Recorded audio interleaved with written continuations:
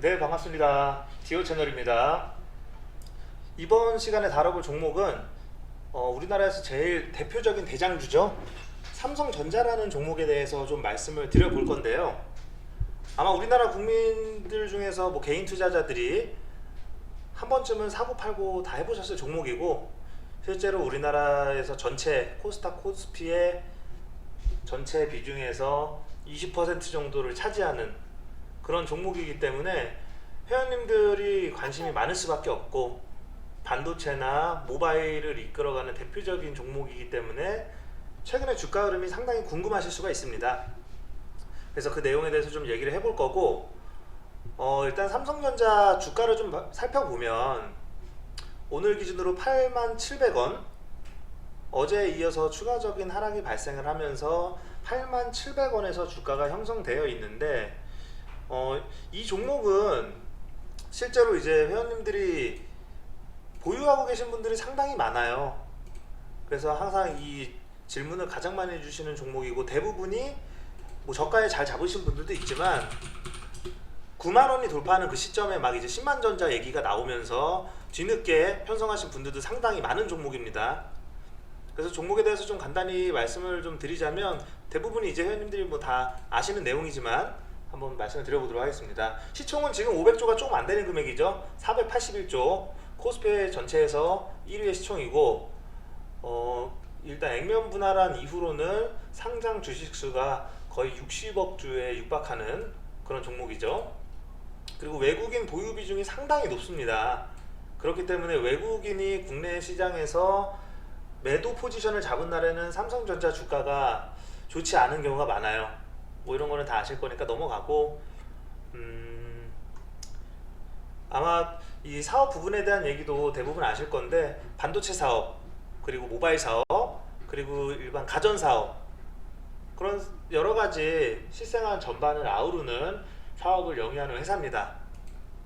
그래서 이 종목은 예전에 이제 10만 원 가까이 갔던 1월 11일, 올해 1월 11일에 96,800원 최고점을 기록을 장중에 하고, 그 이후에 지속적으로 조정을 보이면서 결국에는 계속 횡보하면서 하락을 이어와서 현재 8만원 언저리까지 내려와 있는데, 그 사이에 또 이제 재벌 그 기업 총수의 부재도 어느 정도 영향을 미쳤다고 생각을 합니다. 그래서 한번 이 종목에 대해서 전반적으로 얘기를 해보자면, 일단 삼성전자라는 종목은 이 종목 자체가 전 세계에서 차지하는 영향력도 상당히 크고, 반도체든 뭐 스마트폰이든 각 그 영역에서 1위를 고수하고 있죠. 1위 혹은 2위를 다투고 있는 기업인데, 추가 상승이 가능할지에 대해서 물어보시는 분들이 있다면 일단은 가능하다고 말씀을 드리고 싶어요. 왜냐면 매출이 어느 한 가지에만 집중이 된 건 아니고 여러 가지 분야에서 다 같이 나오는 구조이기 때문에, 그 시대에 맞는 트렌드를 잘 따라가는 그런 회사의 또 특성을 봤을 때 추가적인 주가 상승의 여력은 있고, 뭐 그렇다고 해서 휴대폰 시장이 엄청난 포화 상태로 간다든지, 아니면은 이 반도체 가격적인 부분이 공급 과잉으로 인해서 크게 폭락을 한다든지 하면은 주가가 내려갈 수 있지만, 아직은 그런 구간은 아니라고 봅니다. 그래서 추가 상승은 가능하다고 보는데, 이제 왜 그렇게 생각을 하는지에 대해서는 간단히 좀 말씀을 드려볼게요. 그래서 종목은 삼성전자. 일단 좋은 긍정적인 요소들을 보자면, 갤럭시가 올해 같은 경우에는 1월에 출시를 했죠. 좀 조기 출시를 했었어요. 신제품이 1월에 출시. 그래서 1분기 국내 점유율로 봤을 때는 70%에 육박하는 점유율이 확인이 되고, 그 다음에 이 국내 스마트폰 시장 점유율대를 끌어올렸다는 거에 상당히 의미가 있어요. 아시겠지만 우리나라에서 대부분의 이 수요들은 삼성전자 갤럭시 시리즈 아니면 애플의 아이폰이죠. 조기 출시를 함으로써 이 시장 점유율을 올렸다는 거에 상당히 의미가 있고, 1분기 물론 이제 삼성전자 모바일 사업부의 전체적인 매출에 대해서 국내 시장이 차지하는 비중이 막 엄청나서 중요한 건 아니지만, 국내 시장에서 선전을 여전히 하고 있고, 세계적인 트렌드로 봤을 때도 중국 기업에 따라잡힌 부분이 있지만 이 폴더블 폰을 출시를 하면서 이익률을 높여가고 있는 그런 과정입니다. 그래서 일단은 국내에서는 아직도 삼성전자가 견고하다라는 내용, 그거는 좀 알아주시고, 그 다음에 두 번째 긍정적인 요소는 뭐냐면 2분기 이제 영업이익에 대한 얘기를 좀 해봐야겠죠.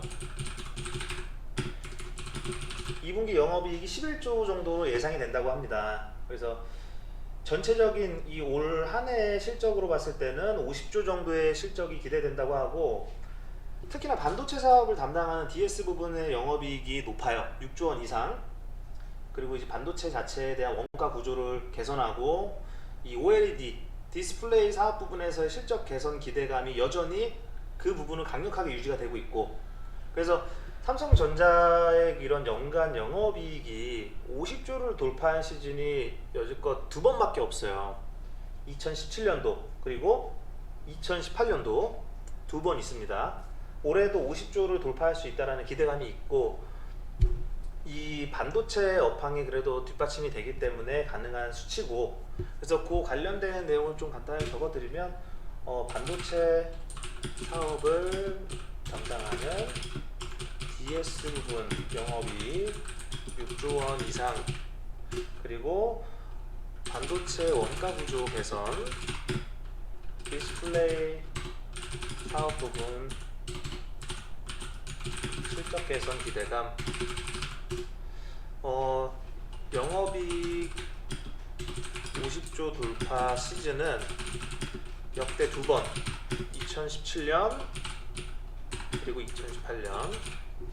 관련 기사 내용을 한번 좀 확인을 해보자면,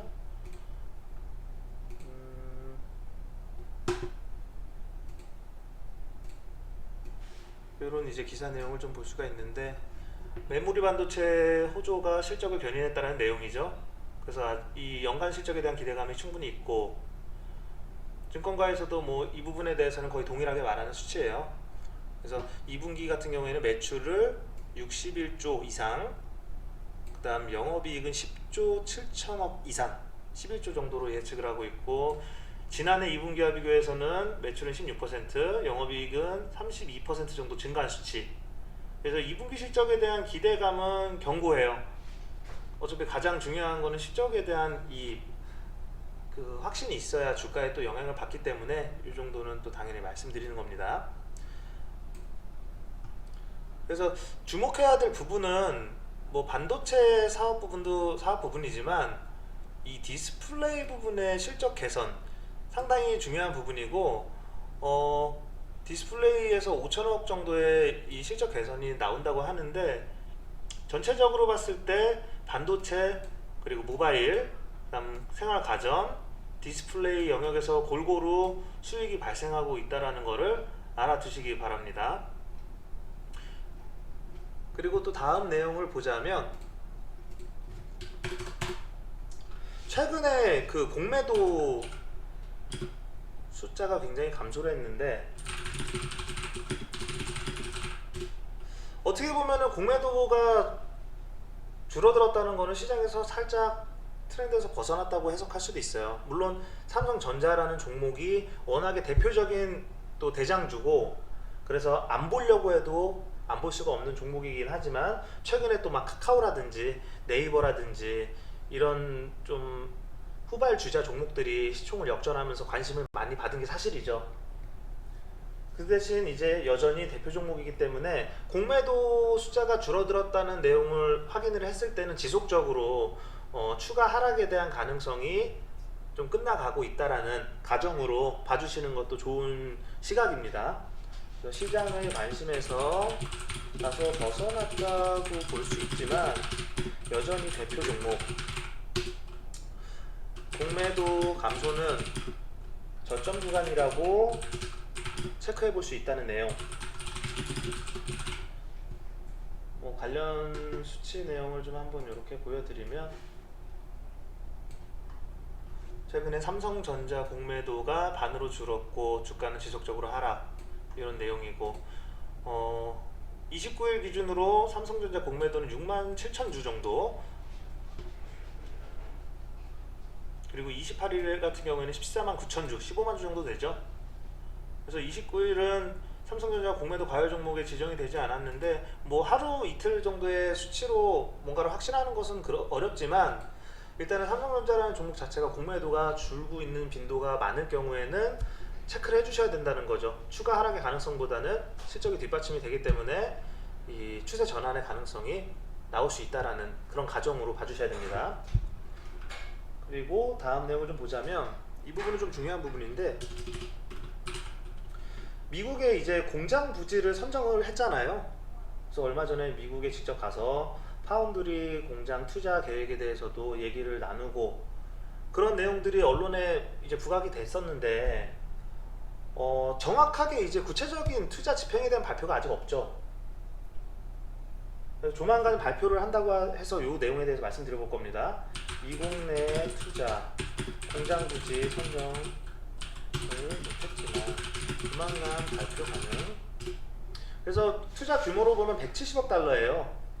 하나로 한 19조 원 정도 되는데 신규 파운드리 공장 건설에 대해서 확정 발표가 확실하게 나지 않으면서 주가의 흐름이 다소 더디게 빠졌다라는 그런 내용들도 있어요. 여기서 이제 관건은 그 칩스법이라고 해서 미국 내 반도체 공장 설립을 위한 아주 강력한 지원 법안인데 이게 되냐 안 되냐에 따라서 이 투자를 미국에 할지 혹은 한국에다가 할지도 고려를 하고 있다라고는 하지만 뭐 그게 100% 이유는 아닙니다. 그 다음 항목에서 제가 말씀을 드릴 건데 일단은 좀 보자면 170억 달러 규모의 발표가 연기 중. 칩스법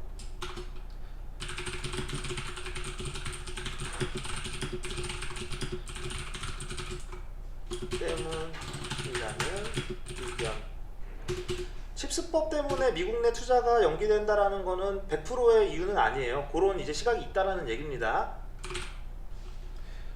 근데 이제 보면 미국 내 이 공장 부지에 대해서 정확히 아직 어떻게 할지 발표를 하지 못했지만은 사실 이 맞물리는 내용을 좀 찾아보면 이재용 사면이 이루어진 이후에 직접 발표할 확률도 있다라고 합니다. 그래서 그 내용에 대한 기사 내용을 좀 보자면 일단 투자 집행을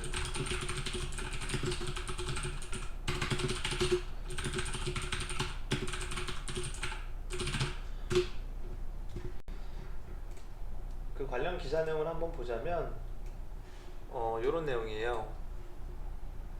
이재용 삼성전자 총수의 직접 발표 가능성.